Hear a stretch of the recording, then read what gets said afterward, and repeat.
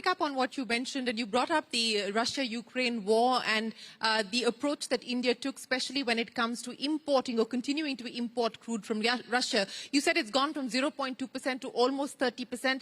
Estimates suggest that it could perhaps be higher as well. One understands the need to do that, given the fact that we are largely dependent on imports and at a price that makes sense for us. Why not? But do you believe that that opens up challenges, given the fact that Russia finds itself increasingly more and more isolated? Will your friends have the patience in future? They understand it now, but will they have the patience in future, especially if they see this trajectory moving higher and higher? I wouldn't worry too much about that. I spent many professionally useful years as far as I'm concerned in New York. I had the privilege of presiding over the UN Security Council. India was presiding over the Security Council when the wars took place in Libya and Syria. That was the use of force also. So let's not turn around and say that this is the first time force has been used from the outside to change regimes. I didn't justify it then. India's position then was absolutely clear that give diplomacy a chance, use the margin of persuasion, bring the warring factions to the negotiating table. That continues to be our stand today. But the situation is that the multilateral system in the United Nations, or the multilateral system anchored in the United Nations, is a broken system. Today, countries will fend for themselves. I don't think there's any popularity contest going out on there as to who has more admirers. I think the only contest you need to win is that if you're a democratically elected government, you will be answerable to your consumer, to your taxpayer.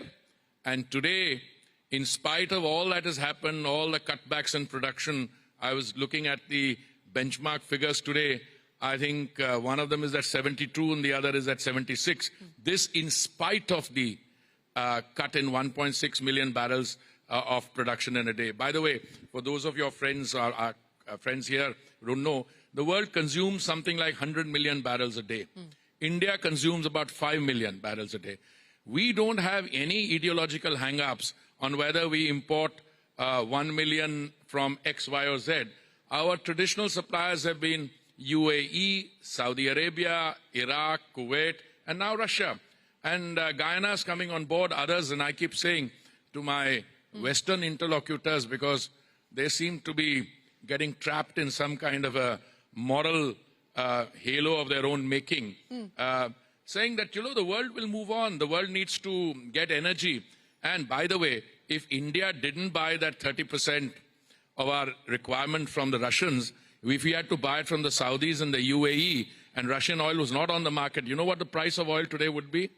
So instead of one large European economy which is facing recession, it would have been in deep recession today. And, large countries, you can't say you're a former diplomat, either you are one or you're not. But, the largest economy in the world, which is what, $23, $24 trillion, I always look at Amitabh. He's always got better figures than me. They are looking at what is called a government spending crisis, which they have, because they have a debt of something like $33 trillion, which is more than a year and 1/4 of their GDP. Now, everybody's got problems, but if you have a democracy as vibrant and as mature as ours, you are able to resolve those things internally. I'm not saying that our narrative is an easy one.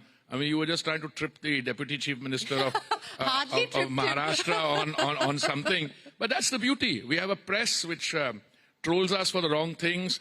We have a judiciary which prides itself in its independence. And the judgments they give are cited by the apex courts all over the world. And we have a political class which is learning how to deal with these, thanks to Mr. Modi.